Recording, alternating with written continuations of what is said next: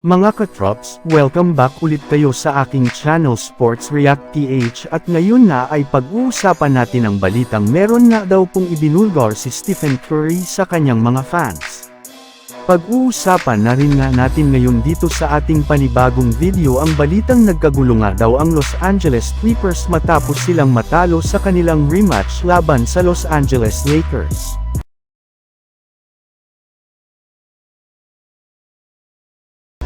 Sinayang nga mga katrops, Golden State Warriors ang kanilang napakalaking oportunidad na makapasok sa ika-top 6 standings ng Western Conference matapos sila na matalo sa kanulang game kahapon kontra sa Philadelphia 76ers.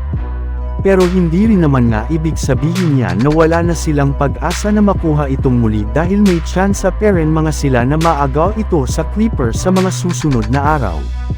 Hindi pa rin naman nga nagkakalayo ang record ngayon ng mga team sa West simula ika-top 6 hanggang sa ika-top 10 kaya maaari nga na magpalitan pa sila ng pwesto sa mga susunod na araw.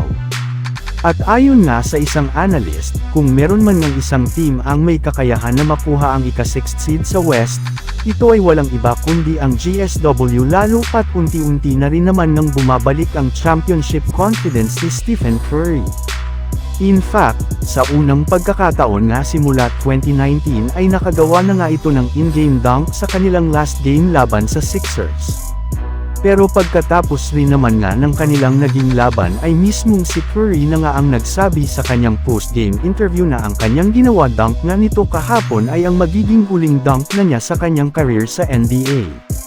Samantala pumunta naman tayo sa ating sunod na pag-uusapan ngayon sa balitang nagkagulo nga daw ang Los Angeles Clippers matapos silang matalo sa kanilang rematch laban sa Los Angeles Lakers.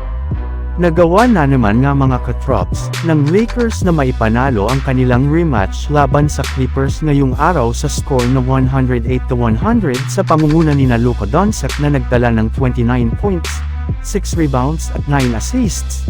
LeBron James na kumuha ng 17 points, 5 rebounds at 9 assists, Dalton Neck na nagtala ng 19 points off the bench at higit sa lahat si Dorian Finney-Smith na kumuha ng 11 points at 4 rebounds. Pero bukod nga sa kanilang opensa, naging malaking susi nga po sa panalo ng Lakers ay ang kanilang depensa bagamat mananaalaw nila si Kawhi Leonard na makapagtala ng 33 points at 10 rebounds ay napigilan nga nila ang lahat ng mga teammates nito. Ito lang naman nga ang nag-iisang player ng Clippers na nagkaroon ng magandang performance na hindi rin naman nga ikinagusto ng kanilang mga fans na panay pinambabatikos na ngayon ang kanilang mismong team. Ayon pa nga sa lumabas na balita, matapos nga na matalo ang Clippers ay masyadong ang tensyonado ang loob ng kanilang locker room. In fact, napakatahimik nga dito ang lahat ng kanilang mga players at maging ng kanilang coaching staff lalo pat dalawang magkasunod na beses na silang natalo ng Lakers sa loob lamang ng 3 araw. Bukod rin dyan ay paunti-unti na rin naman nga sila na bumabagsak sa standings ng West kaya kailangan na nga na may mag-step up sa kanilang lineup kung gusto man nila makapasok agad sa playoffs.